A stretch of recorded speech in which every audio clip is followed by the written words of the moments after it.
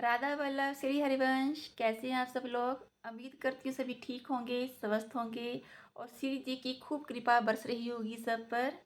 तो आज की जो वीडियो है, आज की वीडियो में हम जानेंगे सबसे पहले कि एक उपासक एक भक्त को सेवा में किन किन बातों का ध्यान होना चाहिए, क्या क्या सावधानियां बरतनी चाहिए, किस विषय में ज्ञान होना चाहिए। आज की वीडियो में हम ये जानेंगे। तो जैसे हम अपनी श्री जी की सेवा करते हैं, अपनी प्रिया प्रीतम की सेवा करते हैं, तो हमें किन बातों का जानकारी होनी चाहिए। पहले ये जो जानकारी थी मुझे भी नहीं पता था।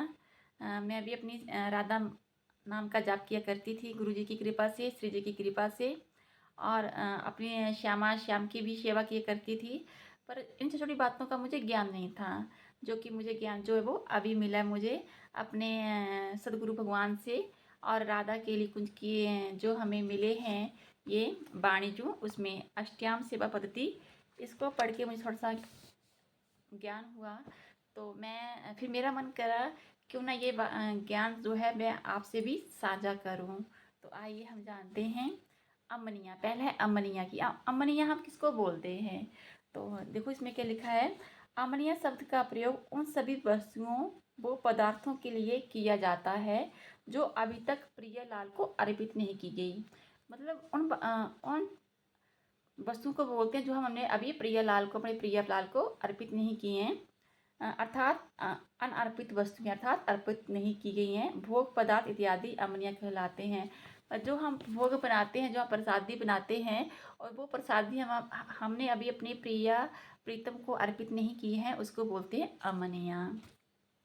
अमनिया शब्द का प्रयोग वस्तुओं को प्रियलाल को अर्पित करने योग्य बनाने के लिए भी किया जाता है। जो वस्तु, जो प्रसाद हम बना रहे हैं अपने प्रिय लाल को अर्पित करने के लिए, उसको अमनिया कहा जाता है। जैसे फल, रसोई इत्यादि को, जैसे फल फ्रूट हो गया, जैसे हम अपने रसोई बना रहे हैं, प्रसादी बना रहे हैं, उसको जैसे अर्पित करने योग्य बनाना। सेवा के पात्र मार्जन करना, सेवा के जो बर्तनों को साफ करना, वस्त्रों को सिलकर तैयार करना इत्यादि, अपने प्रिय प्रीतम के लिए वस्त्र बनाना, ये भी अमनिया ही कहलाता है। वस्तु या भोग पदार्थों को प्रिय लाल के उपयोग हेतु तैयार करने की प्रक्रिया को अमनिया कहते हैं। तो ये हो गया अमनिया की। हम अमनिया किसको बोलते हैं, प्रसादी किसको बोलते हैं। हम प्रसादी के बारे में जानेंगे हम। उपासक द्वारा प्रियलाल को अर्पित की गई कोई भी वस्तु या पदार्थ को जब प्रियलाल ग्रहण कर लेते हैं तो तब उन्हें हम प्रसाद या प्रसादी कहते हैं। मतलब जो भी वस्तु, जो भी भोग हम बना रहे होते हैं, जब हमारे प्रिय लाल पा लेते हैं, हमारे प्रिया प्रीतम पा लेते हैं, तो उसको हम वो प्रसादी बन जाता है, तो हम उसको प्रसादी कहते हैं। जो बना रहे होते हैं वो अमनिया होता है, और जो मतलब हमारे प्रिय प्रीतम पा लेते हैं वो प्रसादी बन जाता है। अब थर्ड है पवित्रता। उपासक को सेवा में यह सावधानी रखनी चाहिए कि अमनिया वस्तु कभी भी प्रसादी वस्तु से स्पर्श न होने पाए। यदि अमनिया वस्तु प्रसादी वस्तु से स्पर्श हो जाती है तो वो वस्तु भी प्रसादी हो जाती है। उसे प्रियलाल को अर्पित नहीं करना चाहिए। अगले क्या, सेवा करते समय उपासक को पूर्ण स्वच्छता का ध्यान रखना चाहिए। जैसे सेवा पदार्थों की स्वच्छता, सेवा में प्रयोग आने वाले वस्त्रों की स्वच्छता, स्वयं की स्वच्छता, जैसे श्री जी को स्पर्श करने से पहले एवं प्रसादी वस्तु के स्पर्श के बाद स्वच्छ जल से हाथों को धोना चाहिए। आगे लिखें, उपासक को ध्यान रखना चाहिए कि प्रियलाल की संपूर्ण सेवा हो जाने के बाद ही प्रियलाल की प्रसादी वस्तु जैसे चंदन, इत्र, भोग, प्रसाद इत्यादि का सेवन करना चाहिए।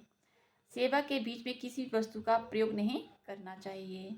उपासक इस बात का ध्यान रखे कि जो भी वस्तु श्री जी की सेवा के प्रयोग में आती है, यदि वह भूमि आदि के स्पर्श से युक्त होती है तो पहले उसे स्वच्छ जल से प्रक्षालित करके श्री जी की सेवा में प्रयोग करें। कहने का भाव है कि जब भी हम कोई वस्तु हम जो जमीन पे रखी है, भूमि पे रखी है, तो पहले हम उसको स्वच्छ पानी से उसको पवित्र कर लें, ठीक है, करके ही श्री जी की सेवा में प्रयोग करें। उचित तो यह है कि उपासक भूमि पर पहले कोई साफ वस्त्र आदि बिछाएं, फिर भी कोई भी वस्तु जो श्री जी की सेवा में प्रयोग होती है उस पर रखें। उपासक को श्री जी की सेवा में आने सेवा में जाने से पूर्व इस बात का सदैव ध्यान रखना चाहिए कि उसके हाथ हमेशा साफ और पवित्र होने चाहिए। सहसा श्री जी एवं श्री जी के पार्षदों श्री जी की सेवा में प्रयोग होने वाले पात्र को स्पर्श नहीं करना चाहिए।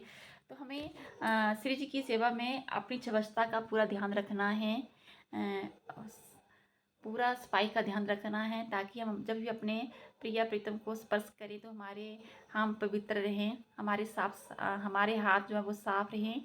तो हमें पता लगे कि हमें सेवा में क्या क्या सावधानियां बरतनी है, उपासक को सेवा में क्या क्या सावधानियां बरतनी है, ये हमें ज्ञान मिला है इस वाणी से। उम्मीद करती हूँ आपको भी थोड़ा ज्ञान मिला होगा। और सबका राधा वल्लभ श्री हरिवंश। अगर वीडियो अच्छी लगी होगी तो प्लीज़ न्यू होंगे तो ज्वाइन कर लेना, सब्सक्राइब कर लेना और लाइक डन कर देना। और राधा वल्लभ श्री हरिवंश सबको।